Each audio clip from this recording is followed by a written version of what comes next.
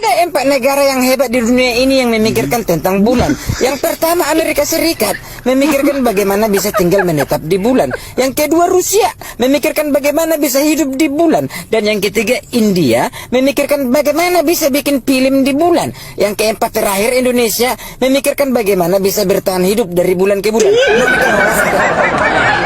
Dan saya jelaskan kenapa Indonesia tidak maju, kenapa Singapura maju, kenapa Korea Selatan maju, Taiwan maju, Israel maju.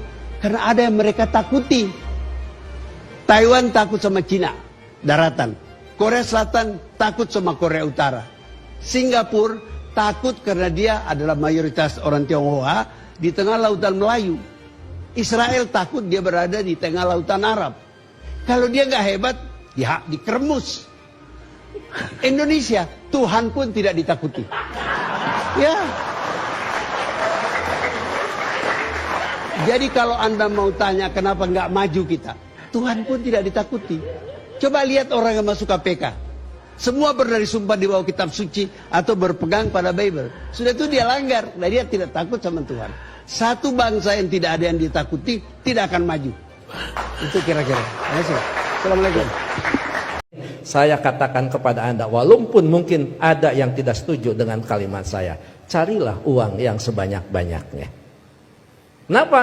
Ini bangunan dibangun dengan uang. SPP bisa murah karena ketua yayasan banyak uang. Dosen yang 10, mahasiswa 1, kenapa bisa hidup? Karena dia punya uang. Ambil, cari uang yang sebanyak-banyaknya. Semuanya terdiam kan? Karena semuanya tidak setuju. Dia akan mengatakan, Anda akan mengatakan kepada saya, Pak Uman boleh uang cari, tetapi kan segalanya bukan uang, bukan segalanya. Saya setuju, uang bukan segalanya, tetapi kenyataan hidup segalanya butuh uang.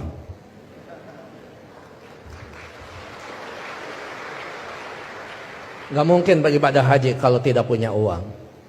Hanya 1-2 orang yang bisa ibadah haji tanpa memiliki uang. Pak, uang itu tidak akan dibawa mati. Betul, saya setuju. Tapi tidak sedikit orang terasa mati kalau tidak punya uang.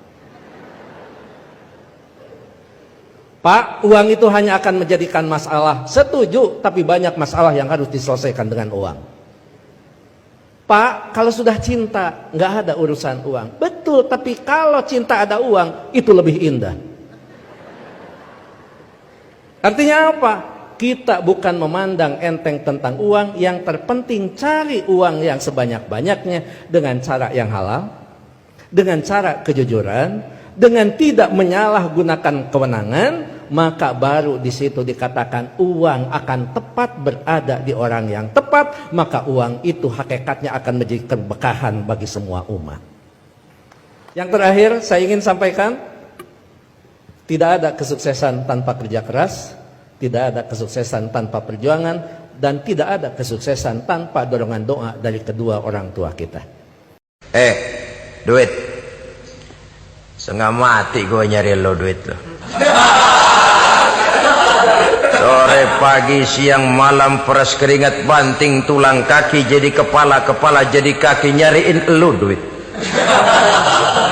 Sekarang kamu sudah saya dapatkan, kamu milik saya duit.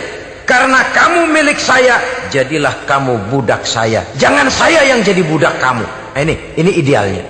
Kamu harus jadi budak saya, jangan saya yang jadi budak kamu. Nyatanya kan ada orang nyari duit, setelah duitnya banyak dibudakin oleh duit. Dia sendiri tidak bisa merasakan kesenangan daripada duitnya, konon lagi orang lain. Mau ke pasar ngitung 16 kali. Naik bajai 1000. Orang yang paling tenang hidupnya itu tukang parkir. Coba lihat tukang parkir, walaupun mobil banyak, mereknya bagus-bagus, tidak pernah sombong. Tenang. Nanti mobil pergi satu demi satu, habis sama sekali, dia tidak sedih. Tenang. Mobil banyak tidak sombong, mobil habis tidak sedih. Apa rahasianya? Ternyata, ini tasawufnya di sini. Tukang parkir tidak merasa memiliki, tapi merasa dititipi. Wah, itu. Siapa saja yang merasa memiliki, bersiaplah kehilangan, dan itu menyakitkan. Tapi kalau merasa dititipi jabatan, harta, anak, istri, semua titipan, hiduplah seperti tukang parkir.